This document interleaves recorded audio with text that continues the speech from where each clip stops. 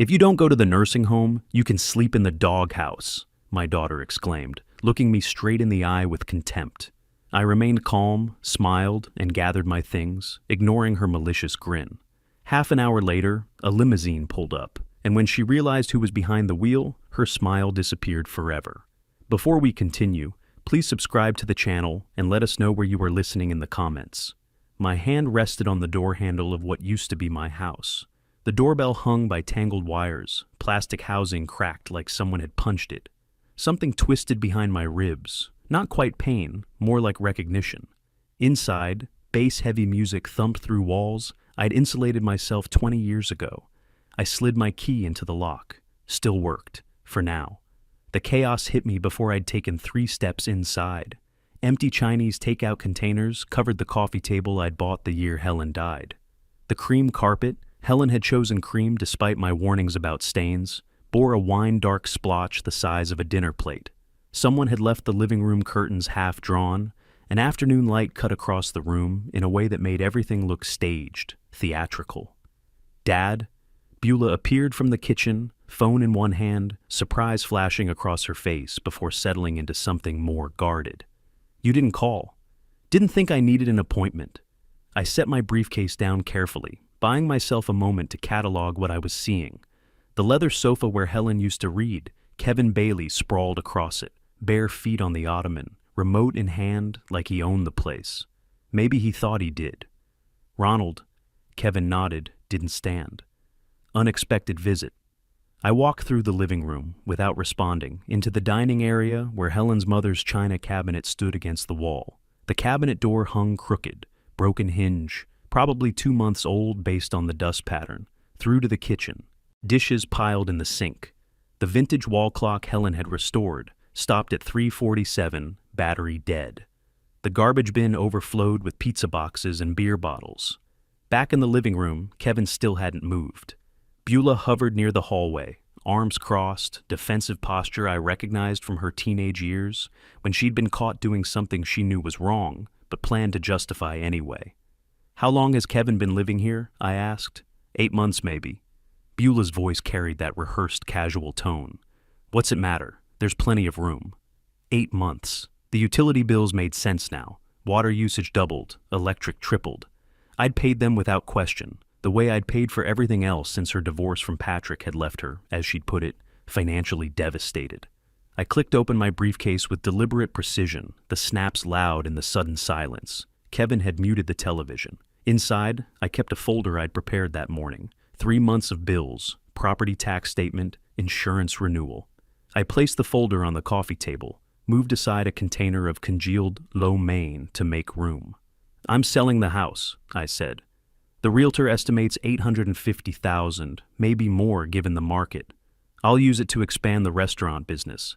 The words landed like stones in still water. Beulah's mouth opened, closed. Kevin sat forward, feet hitting the floor. Expand? Beulah's voice climbed an octave. You're 64. Most people your age are thinking about retiring, not building empires.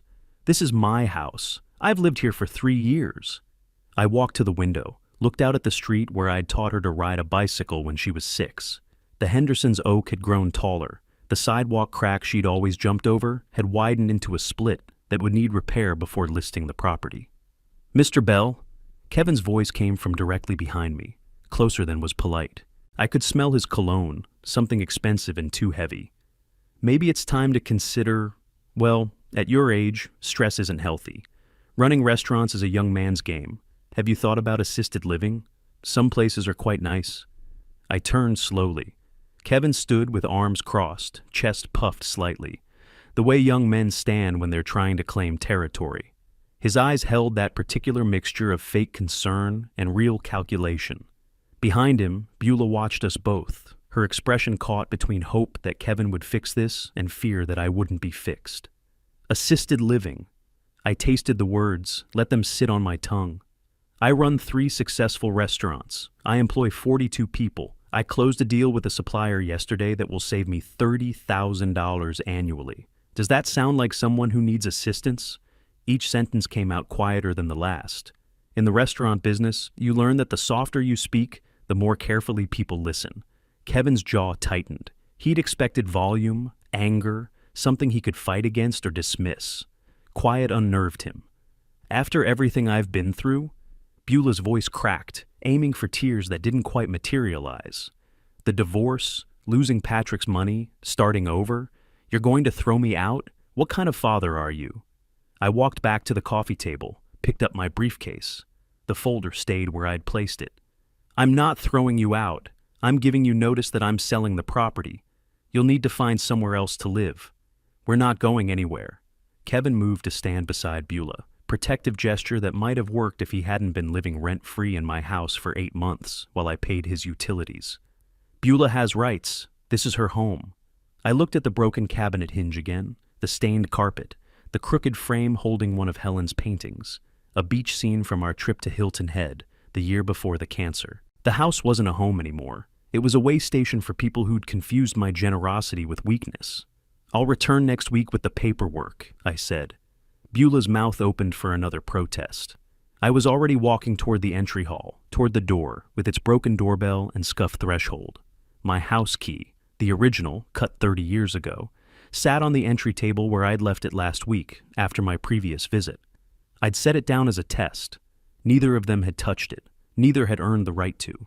I picked up the key, felt its familiar weight in my palm, and pocketed it with a soft click that somehow carried through Beulah's rising voice behind me. Dad, you can't just... Dad! The door closed on her words.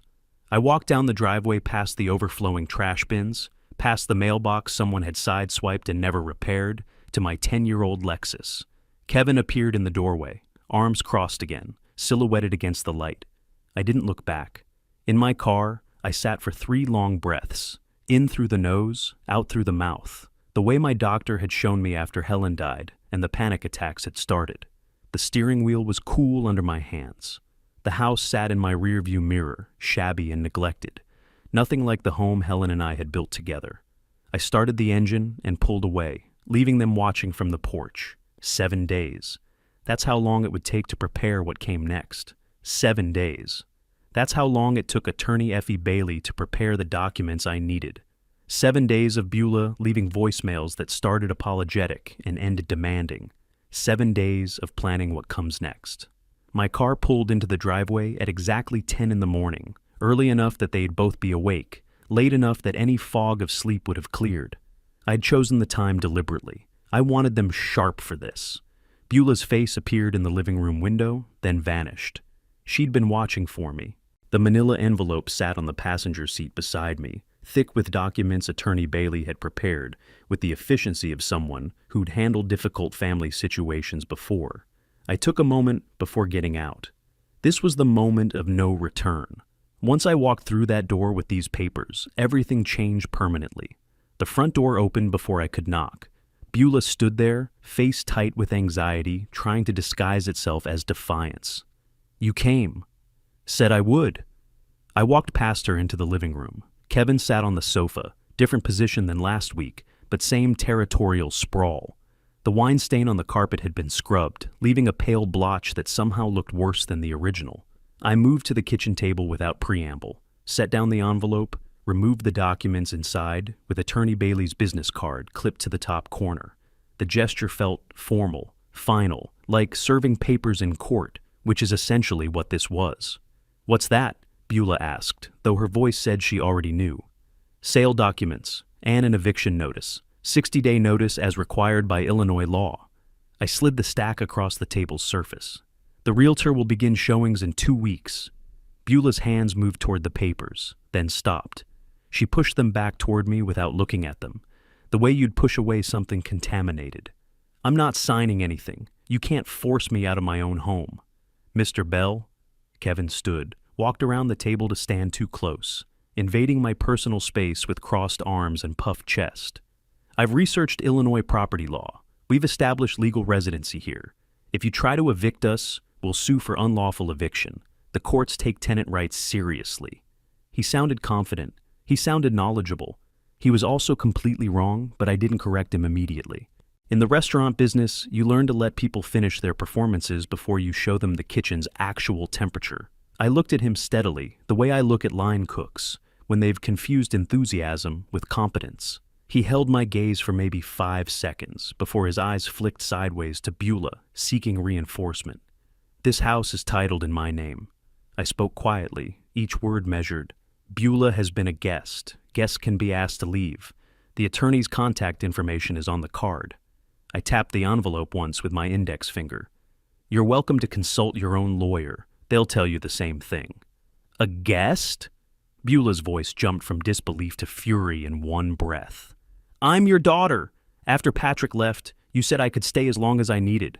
You've stayed 3 years. I've paid every bill. You've contributed nothing. The facts came out flat, undeniable. Now I need the equity for my business. Kevin's hand landed on Beulah's shoulder, protective gesture that made something cold unfold in my chest. He'd moved from guest to protector to something like co-owner, all while spending my money and damaging my property. Listen to me very carefully, Kevin said, voice dropping to what he probably thought was a threatening register. We're not moving. You can try to sell the house, but we'll make sure every showing is a disaster. Inspectors will find problems. We'll fight every step. Kevin's right. Beulah stepped closer to him, unified front. And honestly, maybe it's time someone said this. You should be slowing down, Dad, spending time with family, enjoying your retirement instead of working yourself to death for a restaurant empire that nobody asked for. I'm 64, not 90. My hands gripped the table edge, knuckles going pale against the wood. I'm healthy. I'm profitable. I'm expanding because I can, because I built something that works. You're alone. Beulah's voice shifted, found a different weapon. Mom's been gone 5 years. You live by yourself in that apartment, working 16-hour days, no life outside those kitchens. That's not healthy. That's not normal for someone your age. The words hung between us, loaded with implications about my choices, my life, my worth measured in age and loneliness rather than accomplishment. If you're not going to the nursing home like you should, Beulah's voice rose, words tumbling out faster now, angrier, face flushed with genuine contempt she'd apparently been holding back for years. Then go sleep in the doghouse out back where you belong. I mean it. The room went silent. Even Kevin looked startled, like Beulah had gone further than they had rehearsed. But she didn't take it back, just stood there breathing hard, chin lifted, doubling down on the cruelty. My hands, which had been gripping the table hard enough to hurt, slowly relaxed. I straightened my spine, felt something shift and settle into place inside my chest. Then I smiled. It wasn't a warm smile. It didn't reach my eyes. It was the smile I gave to health inspectors who tried to shake me down, to suppliers who thought I wouldn't notice their creative invoicing, to competitors who assumed my age meant weakness. Ice cracking across a frozen pond. Beulah's face changed. The defiance flickered. Dad? Without a word, I walked past them toward the stairs. Their confused looks tracked my movement. This wasn't the script. I was supposed to argue, or leave angry, or break down. Instead, I climbed to the second floor, walked down the hallway past the master bedroom they had claimed, to the guest room where I'd kept a few personal items stored. The duffel bags were in the closet where I'd left them.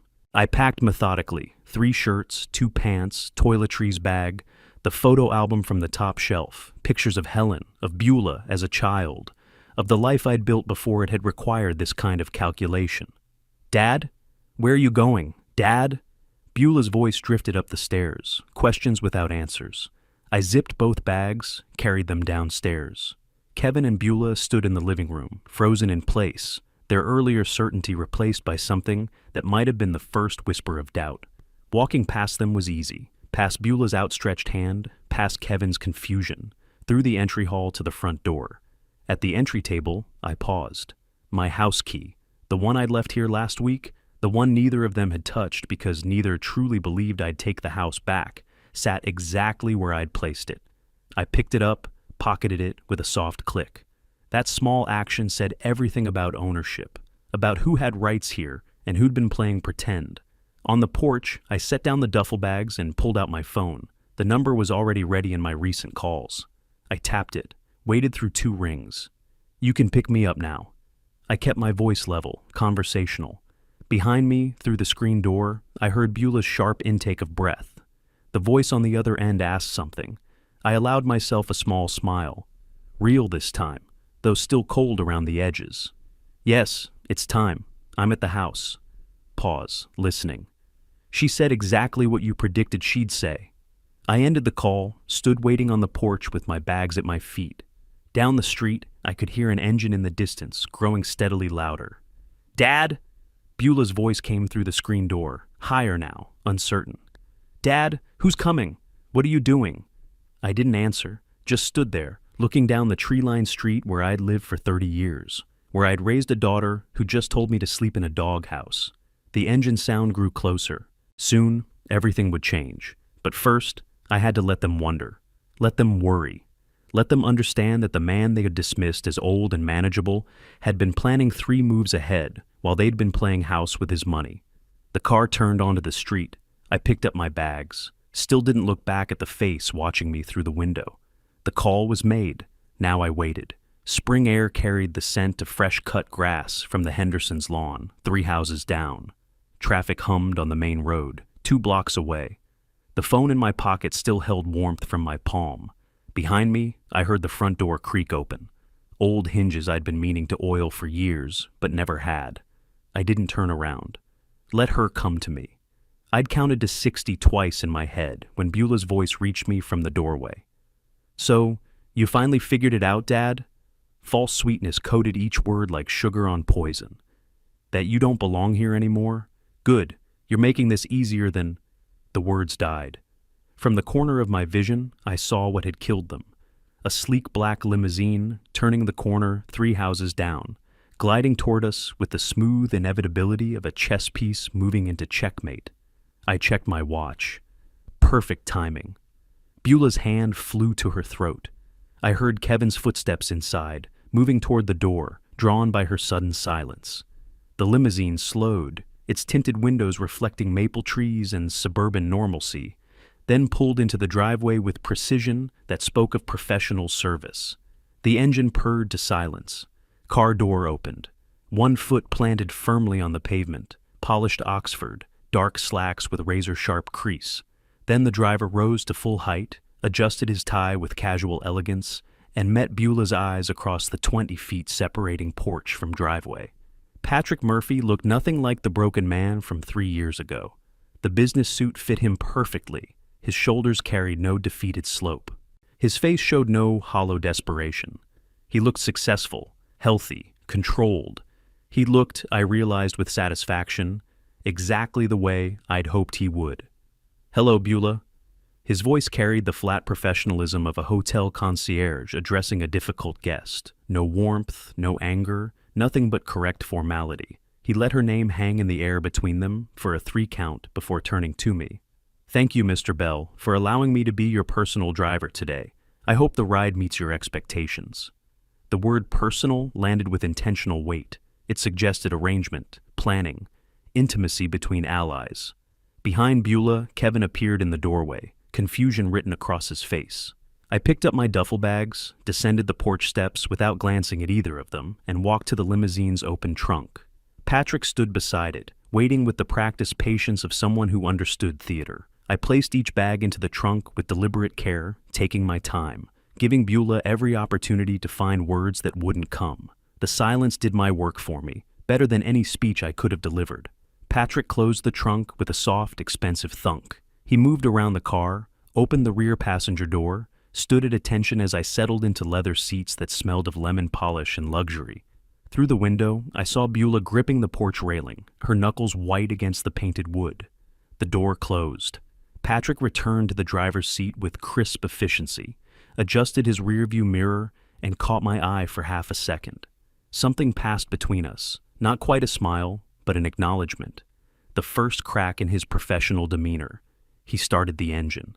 The limousine eased backward out of the driveway as Kevin burst onto the porch, grabbing Beulah's arm. "Who was that? Beulah? Beulah!" His voice climbed toward panic. "Talk to me. Who was in that car? Why did he call you by name?" Through the rear window, I watched her mouth move, but we'd already turned the corner before I could see more. I didn't need to. I knew exactly what she was saying, what she was feeling, what possibilities were crashing through her mind like dominoes falling in sequence. "That went well," Patrick said from the front seat, his tone carefully neutral. "You played it perfectly." I leaned back against the headrest, let my shoulders relax for the first time in weeks. Thank you. Pleasure was all mine, Mr. Bell. Ronald? When we're not performing, it's Ronald.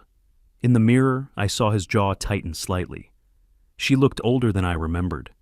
3 years of not working will do that. I watched Evanston slide past the window, strip malls, coffee shops, the life Beulah had lived on my money while contributing nothing. Or maybe you just see her more clearly now. We drove in silence for a while, heading south toward Chicago, toward the restaurant district where my real life existed, the life I'd built through 60-hour weeks and careful decisions and refusing to quit when quitting would have been easier. Evening found us in my apartment above Bell's Tavern. Exposed brick walls, comfortable furniture Helen had chosen, windows overlooking the street where my first restaurant still operated after 23 years. I poured whiskey into 2 glasses, handed one to Patrick, and settled into the armchair across from him. 3 years ago, when Beulah divorced you, I watched your restaurant collapse under debt she'd created. The whiskey burned going down, familiar and centering. I watched a good manager lose everything because he married the wrong person. Patrick stared into his glass. I made my own choices. You did, but she made hers first, and hers were designed to destroy you. I set my glass on the side table. I made some calls, bought your debts from the bank, and I've been waiting for the right moment to tell you why. He looked up then, confusion and caution warring across his features. You bought my debts 3 years ago? 2.5 years ago. The bank was going to sell them to a collections agency. I offered better terms. I never knew who... He stopped, recalculated. The payment plan that came through. The reasonable interest rate. That was you. That was me. Patrick set down his glass, stared at the amber liquid like it held answers, then met my eyes. Why? Why would you help the man who failed your daughter's marriage?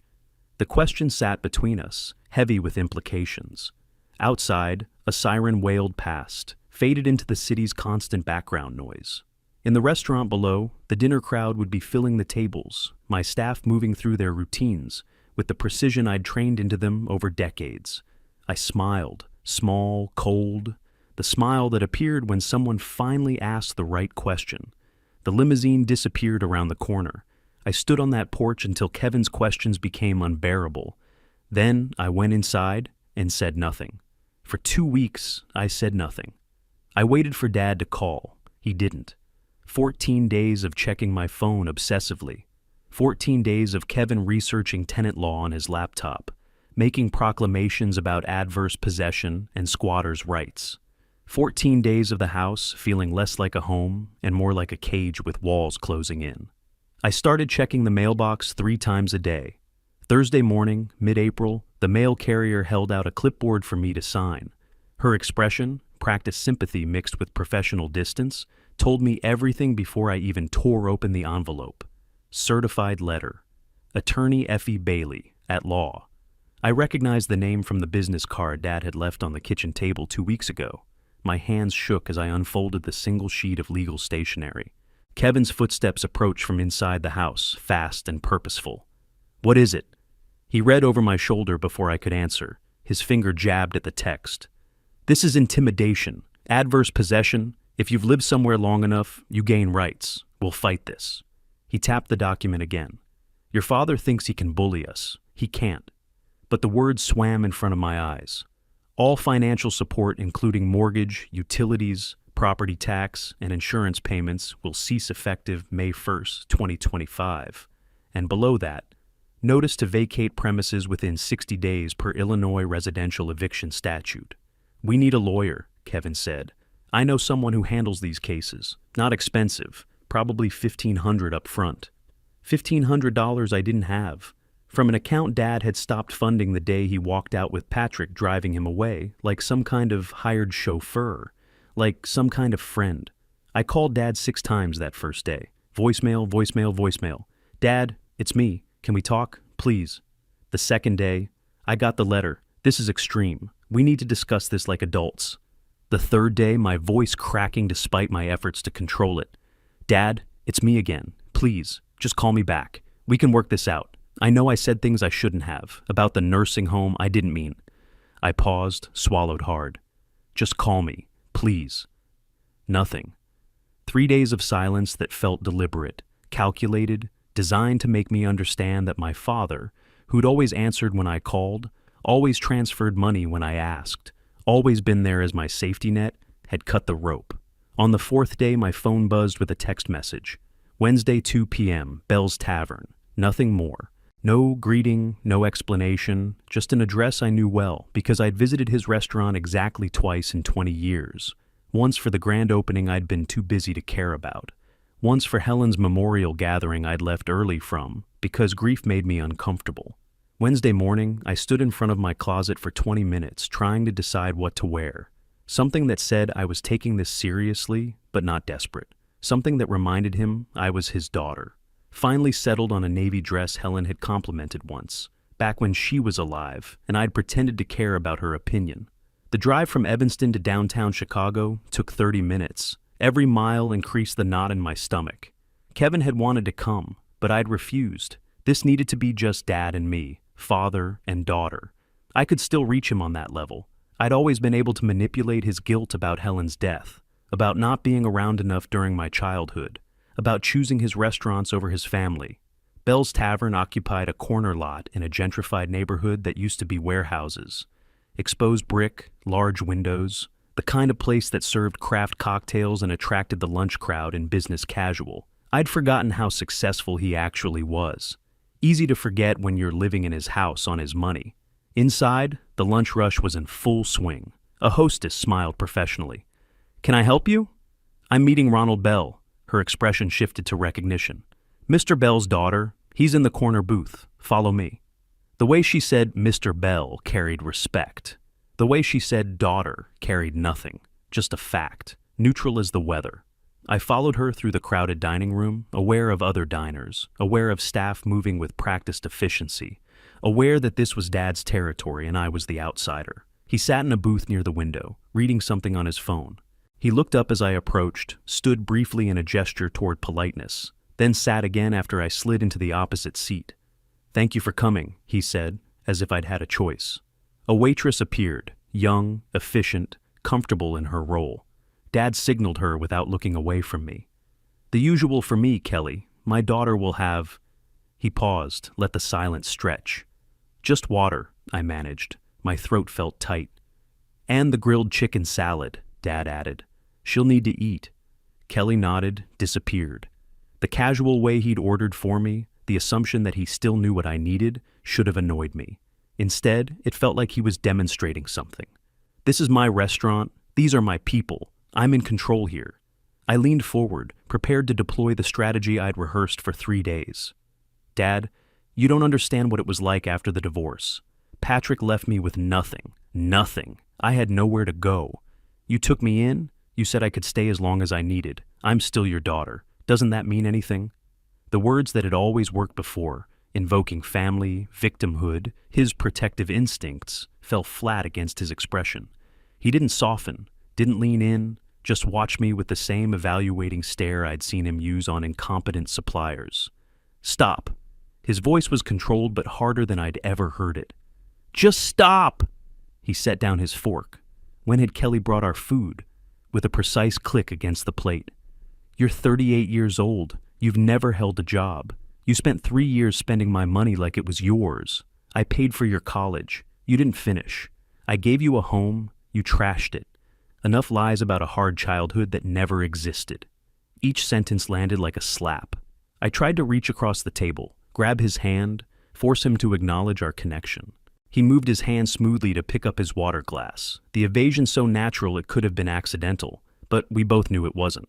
"Kevin says we have rights," I tried, desperate now. "Tenant rights through long-term residency. You can't just throw us out." "Illinois law is clear. You're not a tenant. You never paid rent. You were a guest." He took a sip of water, set the glass down.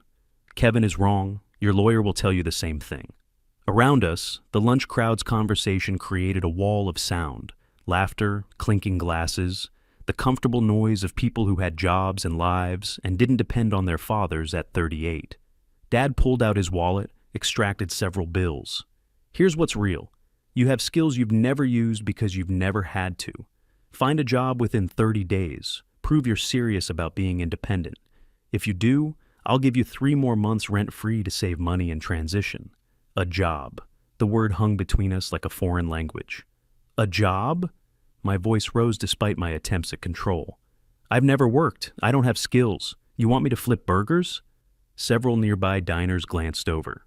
Dad's manager, a woman in her 40s with sharp eyes, looked our direction, but Dad gave a tiny head shake, and she redirected the staff's attention, protecting his privacy while letting him handle it. He stood, placed the bills on the table, more than enough to cover the meal I'd barely touched. Here's the offer. Find work, any work, and I'll extend your housing through August. He looked down at me, his expression not angry, but something worse, disappointed, final. Or don't, and be out by June 30th. Your choice. You've always had choices, Beulah. You just kept choosing wrong. He walked away, through the restaurant, toward the kitchen and office area, not looking back. I sat alone at the booth, the lunch crowd's noise pressing in from all sides, making my isolation feel physical. A waitress approached tentatively. "Miss, can I get you anything else?" I couldn't answer, just stared at the money on the table. Exact amount plus generous tip, typical of his thorough fairness, even when cutting me off. Outside the window, Chicago traffic flowed past. Spring sunshine made everything look deceptively cheerful. 30 days to find a job. 30 days to prove I could be someone other than Ronald Bell's dependent daughter. 30 days to figure out who I was when no one was paying my bills. I sat there for 3 full minutes, the world moving around me, before I finally pushed back my chair and walked out through the restaurant that might as well have been a gauntlet of judgment. I gave Beulah 30 days to find work. I didn't expect her to succeed. What I expected was Kevin to escalate, to make a mistake born of desperation. So I hired someone to document exactly who was living in my house. The investigator's report arrived 1 week later, 43 pages, cost $12,500, worth every dollar. Late afternoon light slanted through the blinds in my restaurant office, cutting stripes across the document spread before me. I reached for my yellow highlighter, a habit from my accounting days before I owned restaurants, and marked the relevant passages with methodical precision. Page 7. Kevin Bailey's current debt load totaled $67,000 across 9 creditors. 3 credit cards maxed out and blocked. 2 collection agencies actively pursuing judgments. Page 12. The business coaching empire he'd mentioned to Beulah was actually a pyramid scheme called Summit Success Strategies, currently under investigation by the Illinois Consumer Fraud Bureau for deceptive trade practices. Page 18. His last legitimate employment ended 14 months ago when he was terminated from a car dealership for falsifying financing applications. I didn't smile. This wasn't satisfaction, this was chess. I picked up my phone and called attorney Effie Bailey. "I need you to deliver a document package to Beulah," I said. "Formal legal channel, cover letter stating this is information relevant to persons residing in property subject to eviction notice." "The investigator's report?"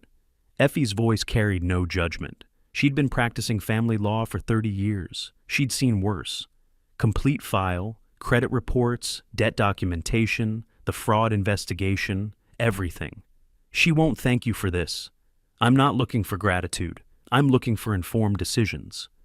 2 days later, Beulah sat in the Evanston house living room, my living room, when the delivery arrived. Thick manila envelope, certified mail, attorney Effie Bailey's return address embossed in the corner. I wasn't there to see her open it, but Patrick described it to me later. He'd driven past the house at my request, timing it perfectly to see her standing at the mailbox, tearing the envelope open. Documents spilled across her lap. Photocopied credit reports stamped "past due" in aggressive red ink. Collection agency letters with threatening language. The formal Consumer Fraud Bureau complaint against Summit Success Strategies. She read, he said, with growing horror. Her hands began to shake somewhere around page 5. Kevin arrived home an hour later to find the document spread across the kitchen table like evidence at a crime scene. Beulah stood with arms crossed, defensive posture I'd seen 1,000 times before, the stance that said she was hurt and cornered and looking for someone to fight. $67,000? Her voice was tight, controlled. 3 blocked credit cards, and this... She held up the official letter from the Consumer Fraud Bureau. "Says your business coaching is being investigated for fraud. You told me you were building a consulting empire." Kevin's face cycled through reactions: surprise, calculation, defensiveness. He went with wounded dignity. I made mistakes. Long pause, letting the admission hang. Yes, before I met you, I'm climbing out of that hole. He reached for her hand across the table. But don't you see what he's doing? Your father hired a private investigator to dig up my past. He's trying to isolate you, Beulah, to make you think I'm the enemy so you'll have no one but him. Beautiful, really. Turn exposure into proof of persecution. Make the evidence itself the crime. Beulah pulled her hand back. You lied to me about your debts. I didn't lie. I just didn't burden you with problems I'm solving. His voice dropped to urgent intimacy. Think about it.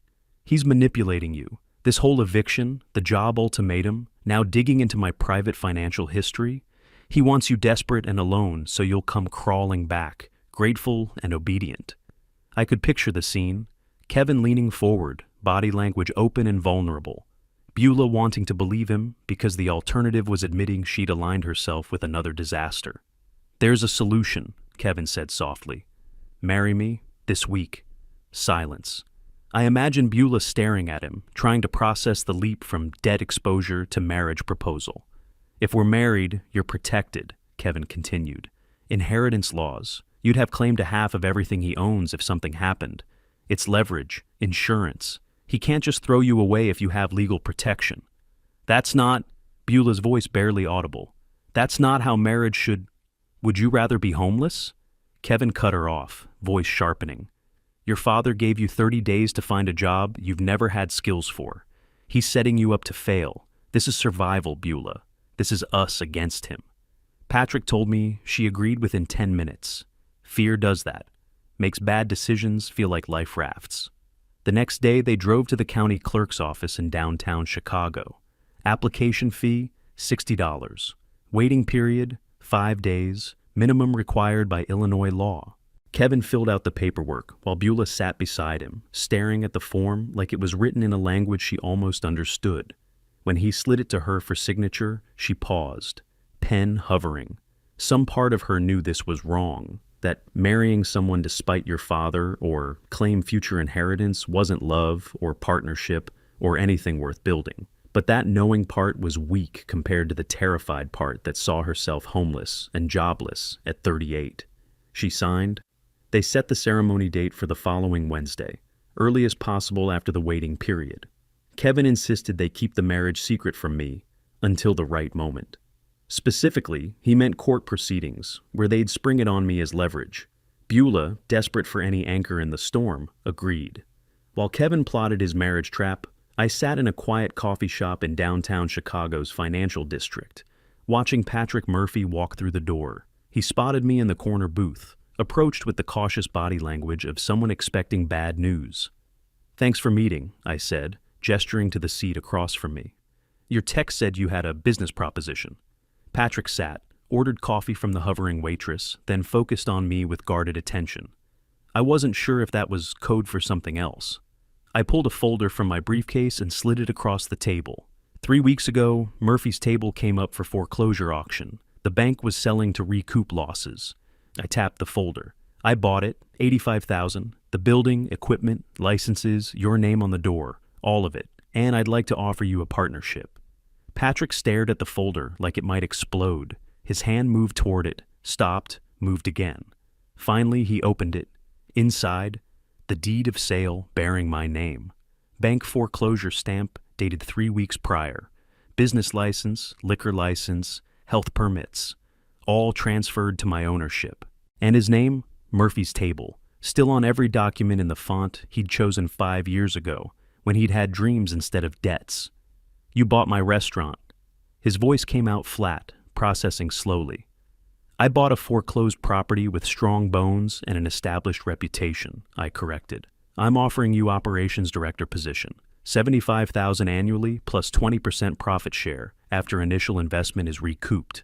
Full operational control. I'm the financial partner. You're the restaurant operator. He pushed the folder back toward me, face hardening. This is about her, isn't it? You bought my failed restaurant to... what? Rub my face in it? Prove something to Beulah about how I couldn't make it work. His voice carried an edge I hadn't heard before, the sound of old wounds tearing open. I don't need charity disguised as revenge. I watched Patrick stare at the deed. I could see him calculating, wondering if this was kindness or cruelty. I let him wonder. Some things a man needs to figure out for himself. I pulled your financial records from before the divorce, I said. Public documents, court filings, foreclosure proceedings, all legal. Customer ratings averaged 4.6 stars over 2 years. Profit margins stayed steady at 18% until... I slid a spreadsheet across the table. Until here. Month your joint credit card debt hit $60,000, then $70,000, then $94,000. Patrick's eyes followed the numbers, his jaw tightening with recognition. You didn't fail, I continued. You drowned. He looked up from the spreadsheet, something raw crossing his face. Why? His voice cracked slightly. Why would you help the man who divorced your daughter? Most fathers would. Most fathers don't watch their daughters destroy good people and blame everyone else. I leaned back, let my guard drop just enough that he could see the truth under the strategy. You showed better judgment than I did. You got out. I'm still fighting to get my house back from her and her new parasite. Pause. Besides, you succeeding again will irritate her more than anything I could say. Consider it a bonus. Patrick studied me for a long moment. Then, slowly, he pulled the folder back toward him. Opened it fully, his fingers traced over the foreclosure documents, the deed with my name where his used to be, the business licenses still bearing Murphy's Table in his original font choice. His hand stopped trembling when he reached the proposed partnership contract, clipped to the back. One condition, I said, the partnership stays quiet until the right moment. I want the papers finalized, renovations started, but no announcement, no social media, no press release. When the time comes, and you'll know when, we reveal it together. Agreed? Why the secrecy? Because timing matters in chess. Because I want every piece positioned before the endgame begins. I met his eyes. And because when Beulah finds out I helped rebuild your life while dismantling hers, I want it to hit with maximum impact. Patrick's mouth curved into something that wasn't quite a smile, but held grim satisfaction. Agreed. We shook hands across the table. His grip was firm, not desperate, not grateful, just solid. The handshake of equals entering a business arrangement that happened to serve revenge as a side benefit. When do we start renovations? Patrick asked, already shifting into planning mode. Next week, keep your phone handy. I'll have the contractor contact you directly. We discussed logistics for another 20 minutes, reopening timeline, menu concepts, staffing needs. Patrick transformed as he talked, shoulders straightening, voice gaining confidence, the defeated man from 3 years ago disappearing sentence by sentence. This was who he'd been before Beulah's debts had crushed him. This was who he could be again. I paid for our coffees and stood. One more thing. The restaurant's books were clean. Your management was sound. Don't doubt that. He nodded, something like relief flooding his expression. Thank you, Ronald. Outside the coffee shop, spring sunshine cut through Chicago's downtown canyon of buildings. Patrick headed toward the L station, folder tucked under his arm like a treasure he couldn't quite believe was real. I watched him go, then pulled out my phone to check messages. Nothing from Beulah. Good. Let her stew in Kevin's manipulation for a while. Let her make her desperate choices without my interference. The best traps are the ones people build for themselves. 5 days later, Wednesday early May, Beulah stood in Chicago City Hall wearing a simple dress she'd bought on Kevin's credit card. The one he'd promised was paid off. It wasn't, but she didn't know that yet. She was about to marry a man whose debts totaled more than she'd ever earned in her life. 0 plus negative 67,000 equals negative 67,000. She'd never been good at math. The City Hall clerk's office smelled like floor polish and recycled air. No flowers, no music, no guests. Just Beulah, Kevin, and the clerk who'd performed this ceremony 4 times already that morning and had 3 more scheduled after lunch. Kevin stood beside her in a suit that looked expensive, but probably wasn't. He'd combed his hair back, attempting solemnity that didn't quite reach his eyes. His hand gripped hers with possessive pressure, not comfort, but ownership. By the power vested in me by the state of Illinois, the clerk droned through standard ceremony language, I now pronounce you married. Congratulations. The word congratulations landed in the sterile room like a formality no one believed. Beulah stared at Kevin's profile during the vows, noticing for the first time how his smile didn't reach his eyes when he said, "I do."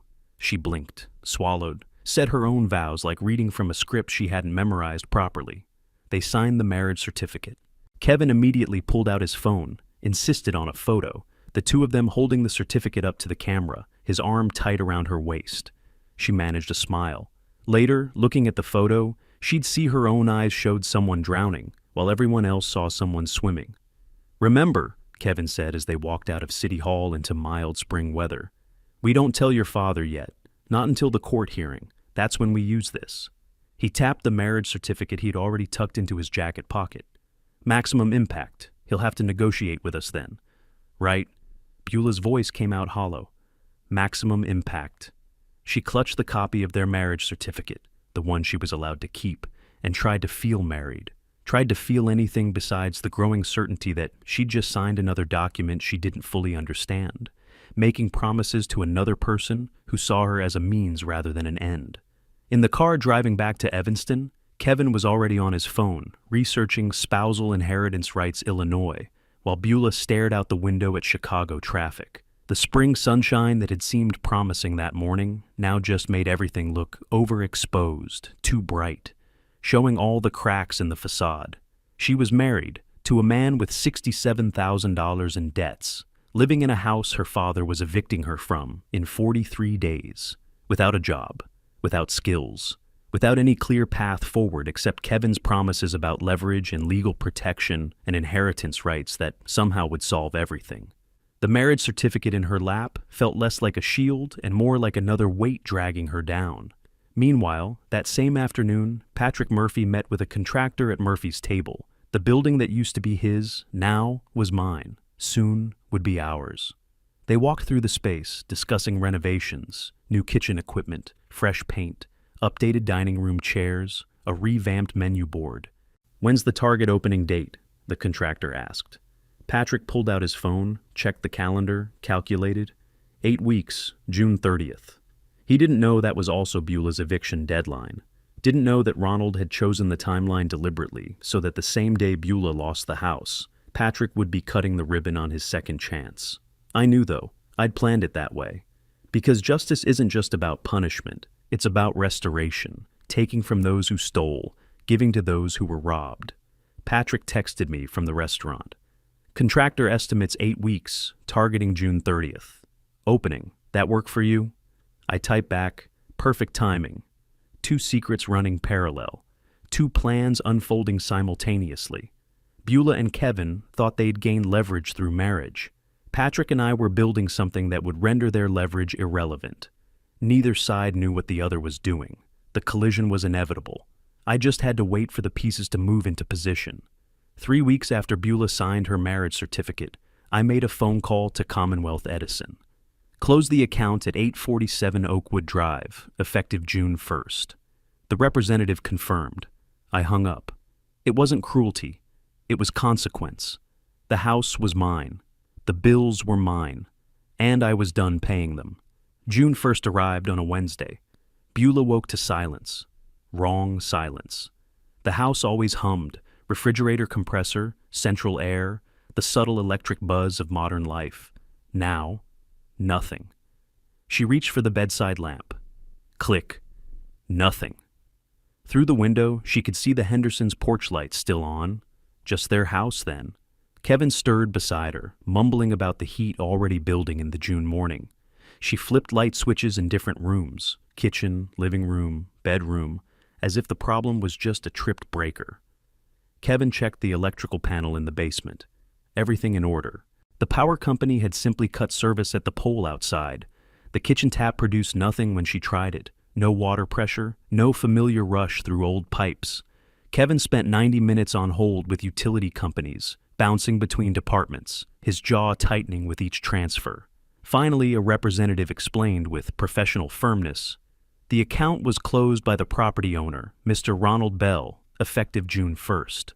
To establish new service in your names, we require a deposit of $2,100 plus first month service of $2,100. Total, $4,200. Kevin's hand covered the phone. He shut off the utilities. This is illegal. This is harassment. We can sue for this. But it wasn't illegal. I'd given proper notice. 60 days since the eviction letter. The house was mine. The accounts were mine. They wanted utilities. They could pay for them. Kevin had no choice. He put the charges on his remaining credit cards, the ones not yet completely maxed out. I learned this later, from the paper trail Effie Bailey assembled. That $4,200 expense pushed him from nearly insolvent to effectively bankrupt. 5 credit cards laid out on the kitchen table like losing poker hands. 4 maxed, 1 with $300 remaining limit. Within 3 days, Kevin had convinced Beulah to sue me. Their attorney, Jason Chen, who advertised on bus benches and took cases for $1,500 retainers, specialized in tenant disputes. He saw this as a winnable, father taking advantage of dependent daughter case. Probably needed the money himself. The lawsuit arrived at Bell's Tavern during lunch rush. Process server found me reviewing inventory in my office. I read it once. Emotional abuse and financial exploitation of vulnerable family member. Constructive eviction. Illegal harassment through weaponization of utilities. I called Effie Bailey. They sued. Good. Add it to the file. The process server looked unnerved by my complete lack of reaction. I signed his receipt and went back to my inventory count. 42 pounds of ribeye, 12 pounds short of what we'd ordered. I made a note to call the supplier. Details matter. The preliminary hearing was scheduled for mid-June. I arrived at the courthouse with Effie, carrying a single folder. Beulah stood in the hallway with Kevin and their attorney, rehearsing strategy in urgent whispers. When she saw me, she froze. I nodded politely, the way you acknowledge an acquaintance in a professional setting, and walked past to speak with the clerk. In the hallway, Jason Chen was coaching Beulah. Remember, emphasize the emotional aspect. You're his daughter. He took you in after a difficult divorce, then suddenly turned cruel. The jury will sympathize with family bonds over property rights. But we're not going to jury trial, are we? Beulah's voice carried uncertainty. This is just a hearing. It's all theater, Mrs. Bailey. We make him look like the villain. That's how we win. The hearing itself was procedural. The judge, a woman in her 50s who'd seen every family drama Cook County could produce, reviewed documents with the tired efficiency of someone who knew most cases settled before trial.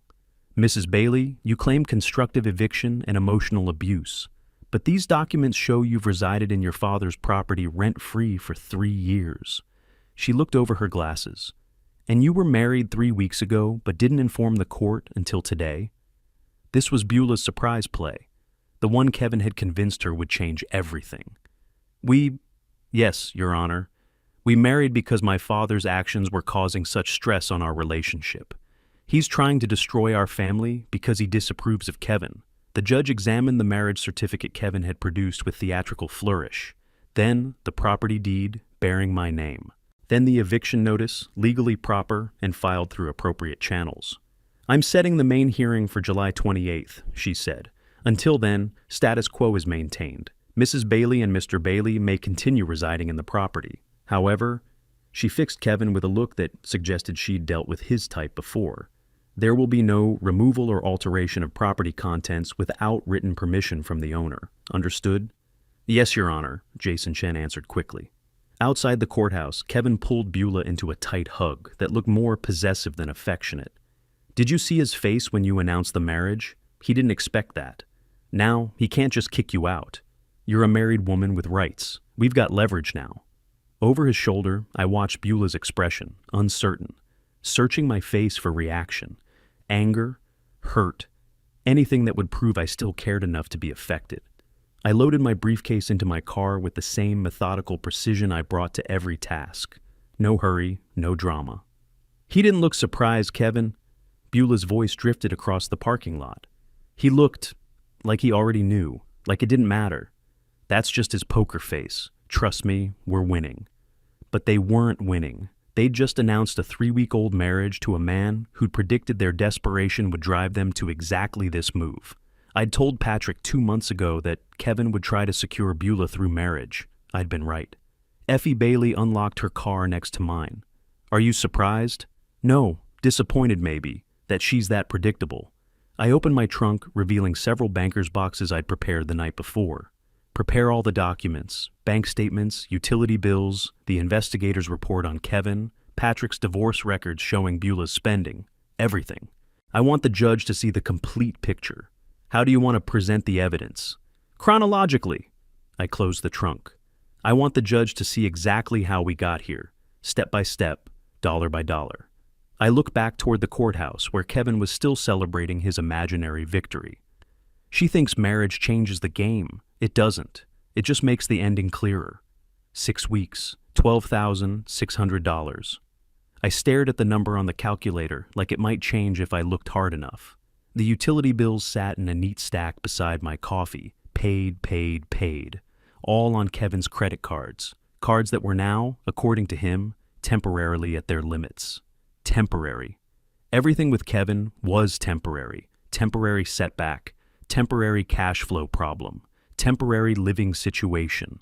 Nothing was ever his fault. Nothing was ever permanent. After the preliminary hearing, Kevin convinced himself we'd won. I knew better. The judge's face had shown what she really thought, skeptical. But Kevin needed to believe we had leverage. I needed something else. I needed to survive until the main hearing with some dignity intact. The utility bills destroyed that plan in 6 weeks. I spread them across the kitchen table: electric, water, gas, trash collection, each stamped paid in red ink. Then I opened my banking app. Balance $347. The account had held $15,000 3 months ago, money I'd gotten from selling jewelry after my divorce from Patrick. Now, almost gone. Kevin paced the kitchen, his voice rising with each pass. Just call him, 1 phone call. Tell him we need help with the bills until the court hearing. He's your father. He'll give you money if you ask right. Cry a little, use the daughter card. I'm not calling him. My voice came out flat. You don't understand. He won't help. He's different now. He's done with me. Then what good are you? Kevin stopped pacing, stared at me with an expression I'd never seen before. Raw contempt. What's the point of marrying someone whose father has money if you won't even... He stopped himself. But the damage was done. The sentence hung in the air between us, complete in its incompleteness. What's the point of marrying you? We'll take a loan against the house, Kevin said, switching tactics. Home equity. We've got, $800,000 in property value? We can borrow enough to cover us until the hearing, then pay it back after we win. The bank lobby smelled like air conditioning and carpet cleaner. The loan officer smiled with professional warmth that faded as she pulled up the property title on her computer.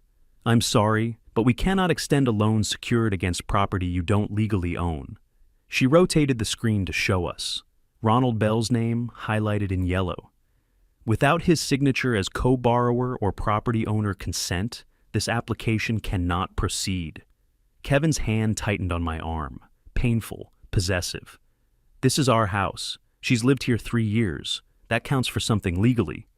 I understand your frustration, but property law is clear. I'm sorry. In the car afterward, Kevin drove too fast, his jaw working silently. I watched suburban Chicago blur past the window and felt something settle in my chest. A cold understanding. I didn't own anything. The house was Dad's, the furniture was Dad's. Even the utility accounts were in Dad's name until Kevin had been forced to open new ones. I'd lived 3 years in a space that belonged entirely to someone else, and I'd mistaken occupancy for ownership. Over the next 2 weeks, Kevin started selling things. He began with items I'd accumulated: designer handbags, expensive shoes, jewelry I'd bought during my marriage to Patrick. Posted them on Facebook Marketplace, Craigslist, local auction sites. Then he moved to furniture. The leather armchairs from the study, the brass lamps, Mom's china cabinet. I watched him photograph each item in afternoon light, arranging them carefully like a catalog. His face showed concentration, not guilt. These are your mother's things, I said, when he started listing the cherrywood dining table. The one Dad said was Mom's favorite, worth $4,000. Your mother's dead. Your father abandoned it. We need money. He adjusted the camera angle. Unless you've suddenly figured out how to earn some. The sneer in his voice was new, or maybe not new, maybe just no longer hidden. He raised about $8,000 over 2 weeks. It disappeared into bills and food and the interest payments on his maxed credit cards. I didn't ask for details. I'd stopped asking questions when the answers became too ugly to hear. Mid-July, a Thursday afternoon. I was in the bedroom when I heard heavy footsteps on the porch, deep voices. Through the window, I saw a sheriff's vehicle parked at the curb. Downstairs, Kevin stood in the doorway holding a brass lamp, about to list it, probably worth $800. The sheriff handed him a thick envelope. Kevin's face went carefully blank as he read.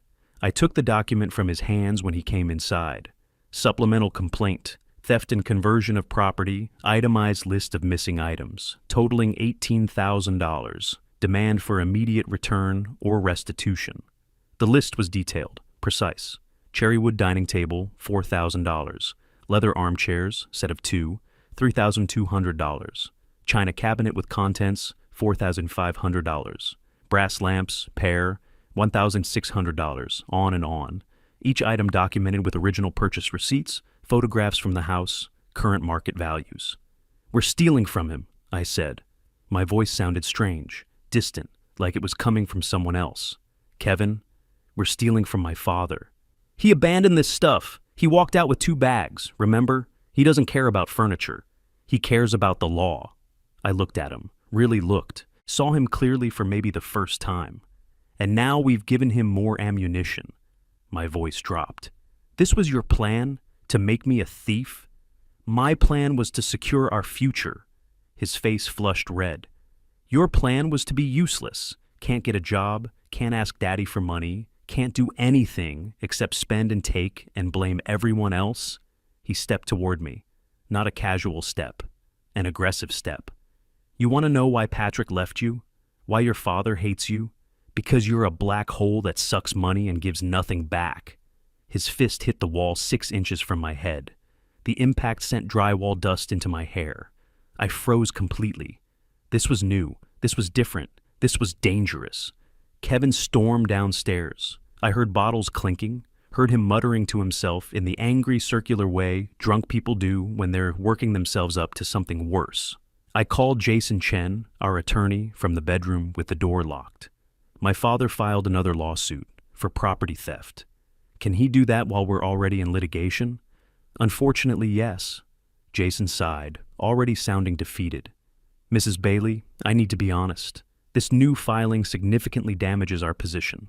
The judge will see this, and it's documented theft, with photographs, dollar amounts. This is not good." After he hung up, I sat on the bed in the room that wasn't mine, in the house that wasn't mine, married to a man who'd just punched a wall next to my head. I opened my laptop, typed "Illinois annulment fraud" into the search bar. The results loaded. My finger hovered over the mouse pad. Downstairs, Kevin's muttering grew louder, angrier. I closed the laptop without reading. Wasn't ready to admit I'd made this mistake. Wasn't ready to face what leaving would mean. Homeless, jobless, admitting defeat to my father, who'd predicted every step of this disaster. 2 weeks until the hearing. 14 days to figure out how to survive this. 14 days trapped in a house with a man whose mask had finally slipped completely off. Through the floor, I heard glass breaking, Kevin cursing, the sound of furniture scraping. I pulled my knees to my chest and stared at the closed laptop, at the bills on the nightstand, at the marriage certificate in the drawer, paper shield against a storm it had actually summoned.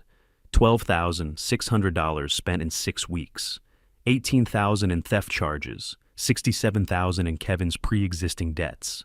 The math finally made sense. 0 plus all these negatives still equaled negative. I'd never been good at math, but even I could calculate what was coming. In his restaurant office that same night, Dad reviewed Effie Bailey's evidence file. I imagined him there. I'd seen the office once, years ago.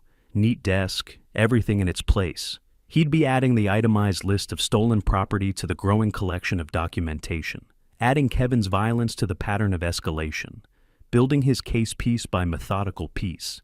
He'd check his calendar, count the days. 14. The trap was closing. I was inside it, and the man I'd married to save myself had been the one to spring it.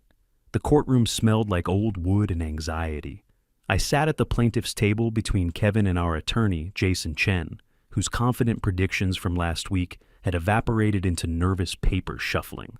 Across the aisle, my father sat with Effie Bailey, surrounded by boxes of documents. He looked like he was attending a business meeting. I looked like I was attending my own trial, which I was beginning to realize I was. The 2 weeks between the theft charge and the court date passed in a blur of arguments with Kevin and silence from my father. Jason Chen kept saying we had a chance. Judges sympathize with family, marriage creates legal protection, my father's age might work against him. I wanted to believe him. I needed to believe him.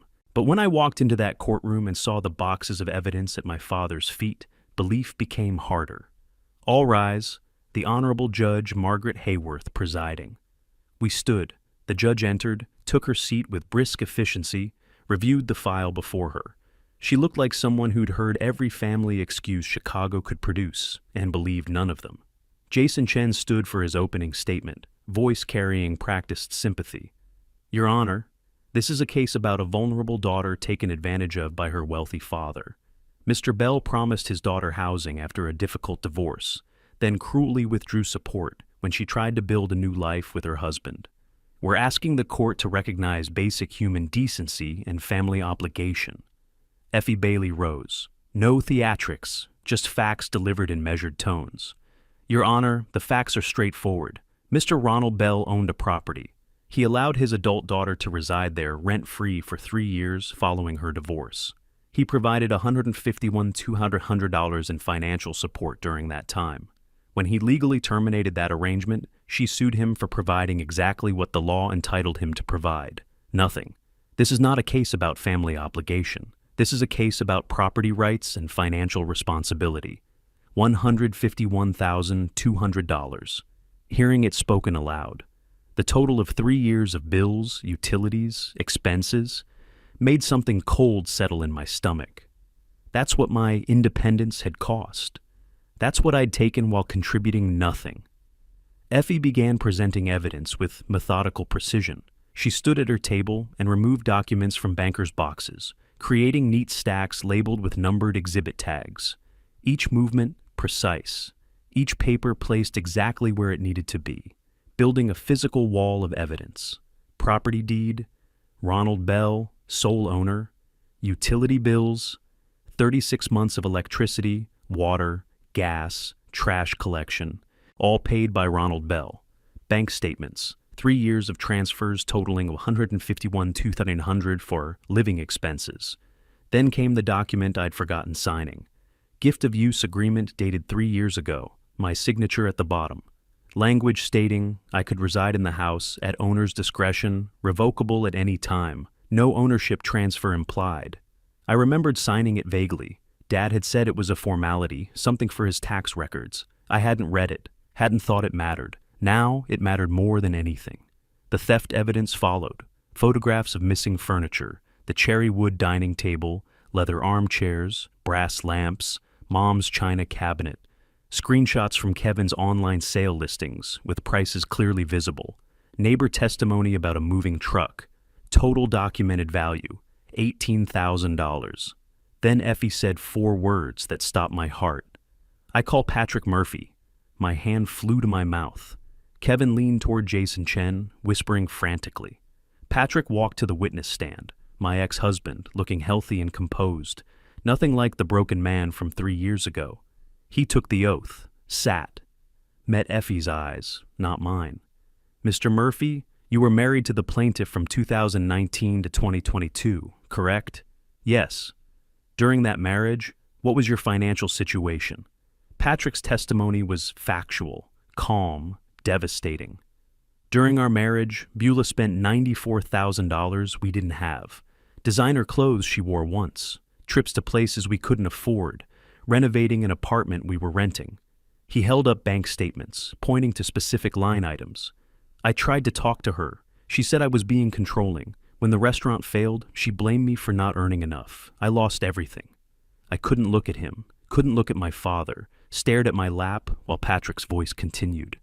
Mr. Bell reviewed my management records and hired me because he saw I was competent, just buried under debt I didn't create. He gave me a second chance. Beulah never valued what she had. She still doesn't. Judge Hayworth looked at me over her glasses. Mrs. Bailey, do you dispute these financial records, the spending documented in your former husband's testimony? Those purchases were, I needed those things. After my divorce, I was depressed. Shopping helped. My father understood. He never complained about the money. Your father was not obligated to fund retail therapy indefinitely. Answer the question, are these records accurate? My voice came out barely audible. Yes. The judge removed her glasses and set them on the bench with deliberate care. The courtroom went completely silent.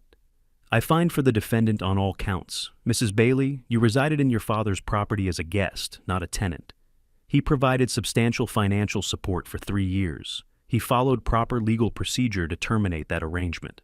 Your claims of emotional abuse and financial exploitation are contradicted by evidence showing you exploited his generosity repeatedly. She looked directly at me. Her expression held no sympathy. Furthermore, the documented theft of $18,000 in property is unconscionable. You have 15 days to vacate. Restitution of $18,000 is ordered. Court costs of $3,200 are assessed to plaintiff. This case is dismissed with prejudice.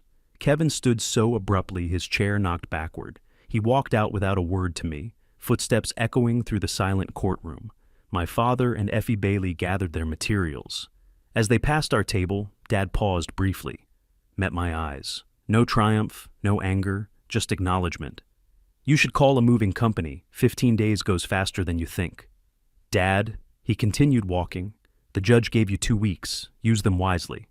I sat frozen while the bailiff waited patiently by the door. Finally, his gentle Mrs. Bailey, you need to leave now, broke through my paralysis. I walked out into bright July sunlight, looked for Kevin's car in the parking lot. The space where he'd parked was empty. He'd left without me. Jason Chen appeared beside me on the courthouse steps. I can't help you with the eviction. That's final. I'm sorry. He walked away. I stood alone, phone in hand, 15 days on the clock. No idea what came next. The house echoed. 15 days to strip a life down to boxes. 15 days to understand that Kevin was never going to help pack. He'd left 3 days after the court ruling. 1 text message, no explanation needed. This isn't working out. Like we'd been dating, not married. Like he hadn't vowed anything that mattered. I sat on the floor surrounded by boxes labeled in my handwriting. Kitchen, bedroom, things I thought I needed. That last box was the fullest. 15 days. The judge's words echoed through every hour. Vacate the property. Restitution of $18,000. Kevin lasted 3 of those days before disappearing. I spent the rest packing a life I'd never actually lived, preparing to move to nowhere, and waiting for my father to arrive for the final confrontation. He came at exactly 10 o'clock on day 15. I heard his car in the driveway, his footsteps on the porch. He knocked formally, despite having a key. I opened the door, stepped back silently to let him enter. He walked through the house slowly, ran his hand along the stair railing, smooth, polished, cared for. Paused at the patched drywall in the hallway where Kevin's fist had gone through. Repaired but visible if you knew where to look. A scar that would fade but never disappear completely. You cleaned, he said.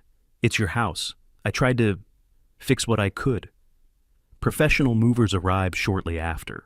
Dad had hired them. I watched from the window as they loaded boxes into a truck, bound for a storage facility he'd arranged. Prepaid for 3 months, he told me. $450, another expense on my tab. We stood in the empty living room. The space looked bigger without furniture, smaller without the life I'd pretended to live in it. Where's Kevin? Dad asked. Gone. 3 days after court. Loaded his car, sent a text. I tried to laugh. It came out hollow. He left me with $8,000 in credit card debt. Joint card I never applied for. He forged my signature. You can dispute that with the credit company. Fraud claims. Effie Bailey can help. I don't know how to do any of this. My voice broke. I've never had a real job. I don't know how to be normal. How to be a person who works and pays bills and doesn't... I gestured helplessly at the empty house.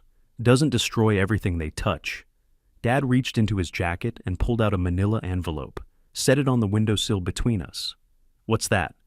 Employment contract. Restaurant administrator position at Murphy's Table. Salary $38,000 annually. Health insurance, 401k matching. First 2 months, company provides furnished studio apartment. Rent and utilities paid. After that, your responsibility.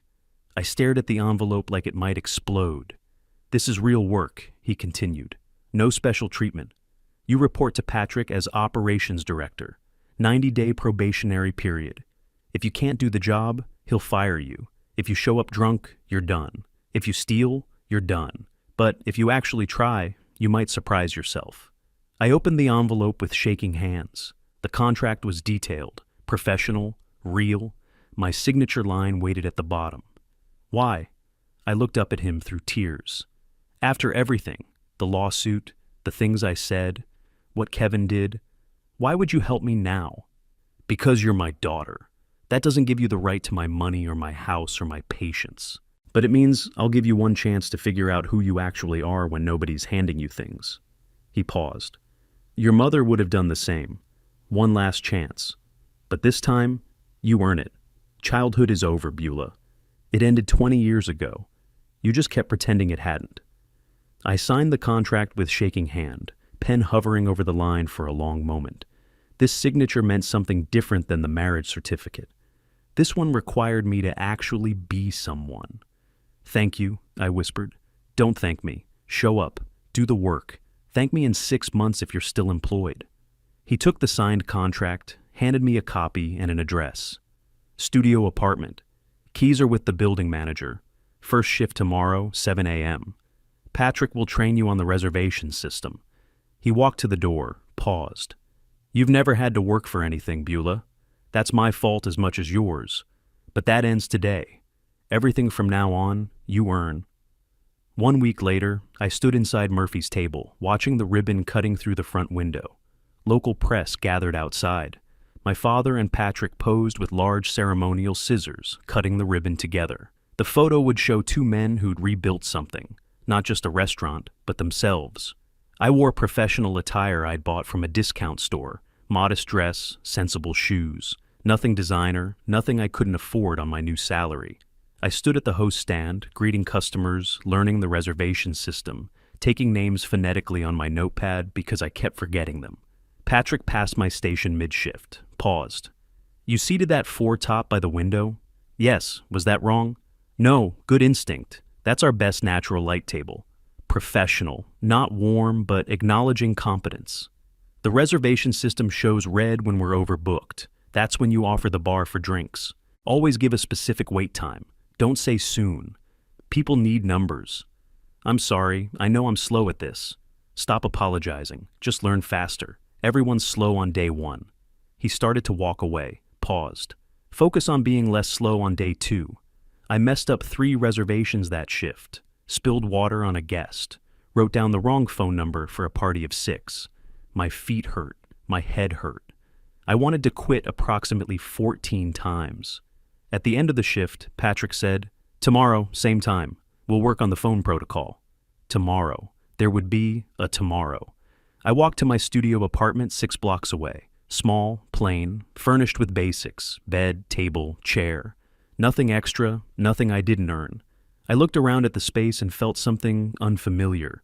It was mine through work, not gift. I opened my phone to check tomorrow's schedule. 7 a.m., training, Murphy's table. Set an alarm. Realized I needed to buy an alarm clock because I couldn't rely on phone battery. Made a note. Buy alarm clock. First item on first to-do list of actual adult responsibilities. I sat on the edge of the bed, removed my shoes. Heels I'd worn because they looked professional but hadn't realized would hurt. My feet ached. My pride ached more. But I'd shown up. I'd tried. I'd made it through day 1. Tomorrow, I'd be better. Or, at least, less terrible. That would have to be enough. I was 38 years old, and I was just starting to grow up. I turned off the light, thinking about alarm clocks and reservation systems and specific wait times instead of saying soon. Tomorrow. I'd deal with tomorrow when it came. For the first time in my life, that felt like something I could actually do. If you like this story, please like this video, subscribe to the channel, and share your impressions of this story in the comments. To listen to the next story, click on the box on the left. Thank you for watching,